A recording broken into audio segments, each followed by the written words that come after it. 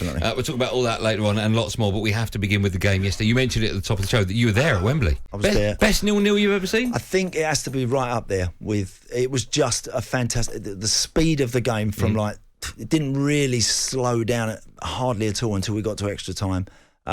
Credit to all the guys who were playing. I just thought, the atmosphere, the red, the blue was like brilliant. When you're sat in the stadium, everything about it was first class.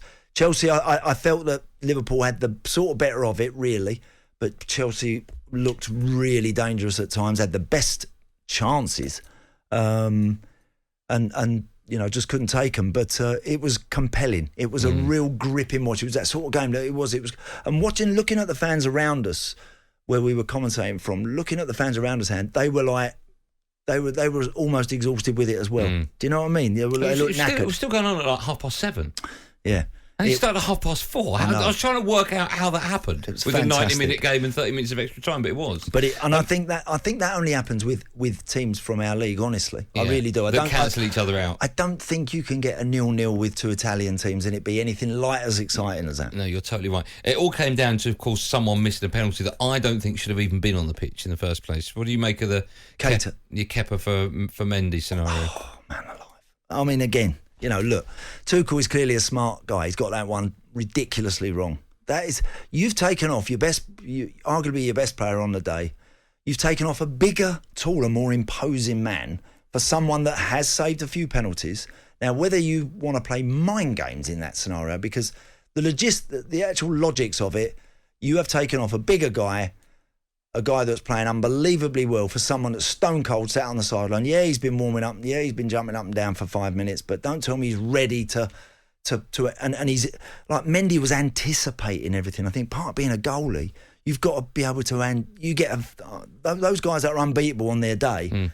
They're almost diving before the shots come in and they're going the right way. You used the word now meeting earlier on. You said Mendy was hot. And he was flying, wasn't he? Arguably their man of the match. I mean, the double save, me and Ali, we couldn't believe what we were seeing in the commentary box. It was... Do you know what that reminded me of, that save? I'm going to show my age here. Go on. Jim Montgomery. Of course, he said that in commentary. Oh, did he? Okay. He did. He said it felt like that Jim Montgomery moment. That one where you sort of, you're expecting the ball to hit the back of the net, hold your breath, and it doesn't. Just stunning. Absolutely stunning. But when Jim Proudfoot saw him warming up and was sort of pointing down towards Kepa, and then I thought, no, can't be doing that. Surely not today. On another occasion, and maybe if the goalie wasn't quite at his very, very best, if Mendy hadn't been at his absolute best, it was unbelievable yesterday. What does that do to the confidence of Mendy, who in his mind is probably thinking the manager doesn't think I'm good enough to save a penalty? Does that affect him at all long term or not? I think there's something in that.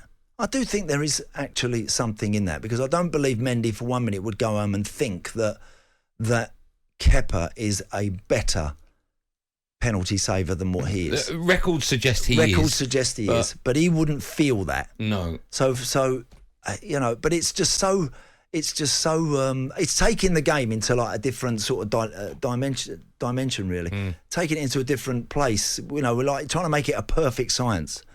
And I know something, and there's all these, and this is a problem half the time, I think, for a lot of coaches now. There's so many people around the clubs now that are throwing their two bobs worth in about, we need to do this and this. Too much. It's like, come on. Do you think Mendy should have, do you remember about 3 years ago when Kepa said to, who's it? Yeah. It was Sarri. I'm not coming off. Yeah, he should have done it. I mean, it would have been great if he'd have done the same. Yeah. Can you imagine? And if he'd have done the same, do you know what?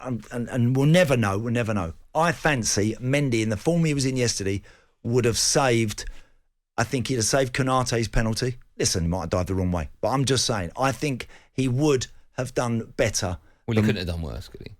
No. I mean, he didn't get... Do you remember the Van Dijk one? The Van Dijk penalty, he stands deliberately a yard off centre. Got close to it as well.